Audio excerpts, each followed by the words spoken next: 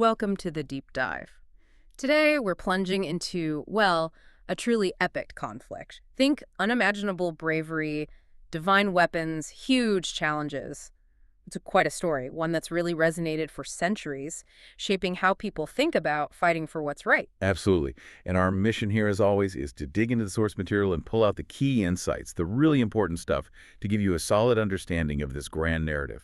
Consider it your shortcut to getting up to speed. We're focusing today on the Yuddha Kanda. You might know it as the Book of War. It's the sixth part and honestly the most action-packed chapter of the Ramayana. The climax, basically. Exactly. And it's not just about good beating evil in a simple way. The sources really explore how integrity, dharma, righteous action, how that ultimately dismantles power built on ego and injustice. It's like a blueprint for a moral win. And the journey we're taking you on today. Wow. We start with something that sounds impossible, crossing an ocean. Then we see some pretty shocking betrayals, but also key alliances forming. Crucial alliances. Followed by these incredibly fierce duels with seriously powerful beings. Some major heavyweight fights. And it all builds to this final, huge confrontation that literally changes the world of the story. So let's set the scene. Rama's army, this amazing mix of monkeys, bears, other allies, they're all gathered on the coast, the southern shore. Right. They know Sita is in Lanka. Thanks to Hanuman's reconnaissance mission, he got the intel. But there's this massive obstacle, a whole ocean between them and Lanka. How on earth do you get an army across that? Yeah, that's the million-dollar question, isn't it? How do you even start? And Rama makes this call that sounds, well, completely audacious. Which is? He decides they're going to build a bridge right across the ocean. A bridge across the ocean. Yep. And the sources frame this as just miraculous, a feat of engineering driven by incredible faith and sheer will. It sets the tone, really. Okay, so a bridge it is. How do they actually pull this off? I mean, what do the sources say about building the Rama Setu? Well, it's described as this massive collective effort under the guidance of these two monkey generals, Nala and Nila. Okay. The whole army gets to work. They're literally uprooting mountains, carrying huge boulders, dropping them into the sea. It's depicted as this incredible scene of labor. Just throwing rocks in the water, how does that make a bridge? Well, that's where the divine intervention comes in. There's this key moment where Lord Rama blesses the whole project. And then, miraculously, the stones start to float. They form this sturdy bridge, the Rama Setu. The text really emphasized this as proof of what cooperation and unwavering faith can achieve. That's incredible. A floating stone bridge built by an army of monkeys and bears. It really is a symbol of collective will. So they build this amazing bridge, the army crosses, and they arrive in Lanka. What's the reaction in Ravana's court? Are they worried? Oh, definitely. The sources say fear starts to ripple through Ravana's court. And this is where we meet a really interesting figure, Vibhishana. Ravana's younger brother, right? That's him. And importantly, he's described as wise and crucially righteous. Kind of the odd one out in that family, you could say. A voice of reason, perhaps. Exactly that. He sees the writing on the wall. He goes to Ravana and basically says, look, give Sita back. Make peace with Rama. What you're doing is against Dharma.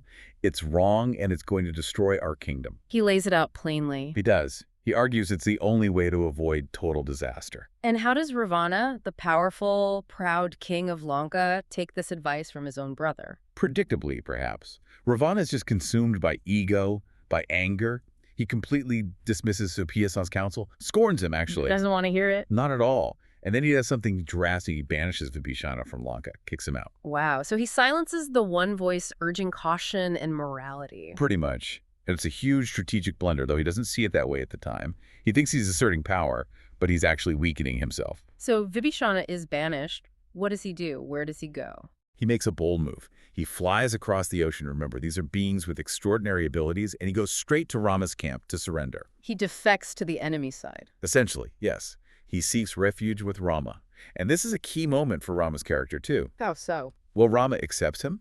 He shows compassion, adheres to the principle of offering shelter to anyone who seeks it, even a former enemy, the brother of his main adversary. That speaks volumes about Rama's adherence to Dharma. It does, but it's also, incredibly smart strategically. How is it strategic? Think about it. Vibhishana knows Lanka inside out. He knows Ravana's strengths, his weaknesses, the layout of the city, the capabilities of the demon army. He's an invaluable intelligence asset. Ah, right, an insider. Precisely. Rama takes a calculated risk, shows righteousness, and gains a crucial ally who promises to help him defeat Ravana. Rama, in turn, promises to make Vibhishana the king of Lanka after the war. It's a pivotal alliance. Okay, so the stage is set. The armies are facing each other. The bridge is crossed. Alliance is shifted. What happens next? War. Pure, ferocious war. The sources describe days and days of intense fighting. Just brutal carnage on both sides, heavy losses, widespread destruction. It wasn't a quick campaign then. Not at all. And it wasn't just armies clashing. The texts really zoom in on these incredible individual duels, moments where key heroes face off against powerful demons. These fights often feel like turning points within the larger battle. Right, the epic one-on-one clashes. Can you give us some examples? Oh, absolutely. You have Hanuman, who's just a powerhouse, taking on formidable demons like Aksha, who is one of Ravana's sons, and later battling Indrajit, Ravana's most powerful son. Indrajit sounds like a major threat. He really is, famous for his mastery of magic and illusion and wielding devastating celestial weapons. Lakshmana, Rama's brother, has several intense fights, and ultimately it's Lakshmana who confronts and manages to defeat Indrajit, a huge victory. So Lakshmana takes down the big magical threat. After a very, very difficult fight, yes. And then there's Rama himself. He faces Kumbhakarna. Kumbhakarna. Wasn't he Ravana's giant brother? The one who slept for months? That's the one. Enormous, terrifying, almost unstoppable. But Rama eventually defeats him, too. It shows that even the most formidable obstacles could be overcome. It sounds like more than just swords and arrows, though. You mentioned magic. Oh, definitely. This wasn't just physical combat. Our sources are clear. It was a war involving potent spells, illusions, and powerful divine weapons astras invoked through mantras. It adds this whole other layer to the conflict, a contest of supernatural power as much as physical might. Wow. Okay, amidst all this chaos and magic, there's a famous story involving Lakshmana getting hurt, right? Yes, a really critical moment. During his fight with Indrajit, Lakshmana is struck by a powerful weapon, the Shakti. He's severely wounded, near death. And they need something special to save him. Exactly. The physicians say only a specific medicinal herb, the Sanjivani, found on a particular mountain in the Himalayas, can save his life. The Himalayas, that's incredibly far from Lanka. Miles and miles away. Yeah. And this is where Hanuman's devotion just shines. He immediately volunteers, flies all the way to the Himalayas at incredible speed. Okay, so he gets there. But when he arrives, the mountain is covered in herbs. He can't identify the specific Sanjivani he needs, and time is running out. So what does he do? In this, ultimate act of devotion and problem solving, he decides, well, I'll just take the whole thing. He lifts the entire mountain peak and flies back to Lanka with it. He brings the whole mountain. The whole mountain. So the physicians can find the herb and save Lakshmana. It's just an incredible illustration of his power, his loyalty, and the lengths he'd go to for Rama and Lakshmana. Unbelievable. That really raises the stakes. And all of this, these duels, the magic, Hanuman's feat, it's all leading somewhere, right? It's all building to the final confrontation, the ultimate showdown, Rama versus Ravana. The climax of the Yuddha Kanda. How is this final battle described? It's depicted as truly epic. Ravana, furious and determined, rides out in his magnificent flying chariot. And Rama receives divine assistance. Indra, the king of the gods, sends his own celestial chariot and charioteer for Rama to use. So you have these two central figures, aided by divine power, ready for the final fight. And the duel itself. Long, intense, fierce. The sources describe them using every weapon imaginable, showcasing incredible skill and power. Yeah. Arrows fly like rain, celestial weapons clash. It's a battle for the ages. And there's that part about Ravana's heads, right? Doesn't Rama cut them off, but they just grow back? Yes, exactly. Rama, with his skill, manages to sever all 10 of Ravana's heads, but instantly they regenerate. How is that possible? What does that signify? It really highlights the nature of the evil Rama is facing. It's resilient, seemingly impossible to destroy through conventional means. It represents, perhaps, how deeply rooted Ravana's ego and power are. Cutting off a head isn't enough. You need to get to the source. So chopping off heads isn't working. How does Rama finally win? What's the turning point? This is where Vibhishana's defection proves absolutely critical. He knows his brother's secret vulnerability. Ravana's true life force, the source of his immortality, isn't in his heads. It's located in his heart, or some sources say his navel, protected by divine nectar. Ah, so Vibhishana tells Rama this secret. Yes. Armed with his knowledge, Rama invokes the most powerful divine weapon, the Brahmastra.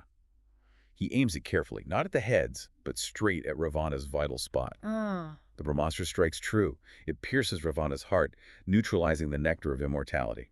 Ravana falls from his chariot, defeated. His reign of terror is finally over. The war ends. Just like that. Just like that. The great demon king is slain. The fighting stops.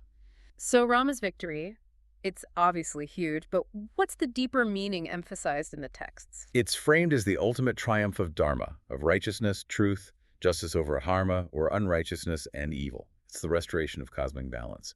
Ravana's fall is the direct consequence of his actions, his kidnapping of Sita, his arrogance, his rejection of dharma. And it leads to a new beginning for Lanka. Yes. With Ravana gone, Rama fulfills the promise he made. He ensured that Vibhishana, the righteous brother, is crowned the new king of Lanka.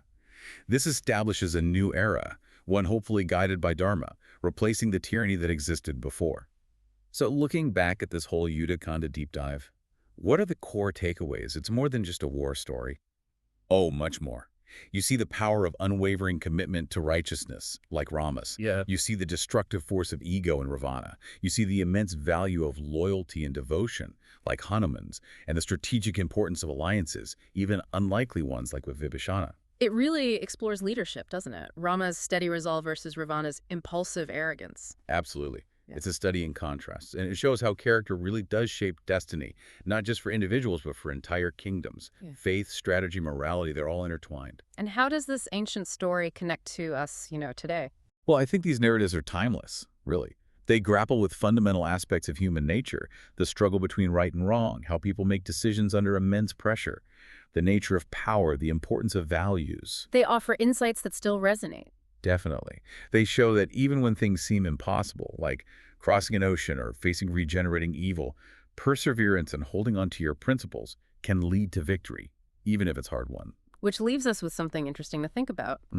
What does this depiction of, while seemingly impossible things building the bridge, Hanuman's feet and also the regeneration of evil, Ravana's heads growing back, what does that teach us about perseverance? Or maybe about how the fight against adversity, against things that seem to keep coming back, is perhaps never truly over, even after a big victory? That's a deep question. Does victory mean the end of the struggle or just the end of one phase? Something to definitely ponder. Indeed.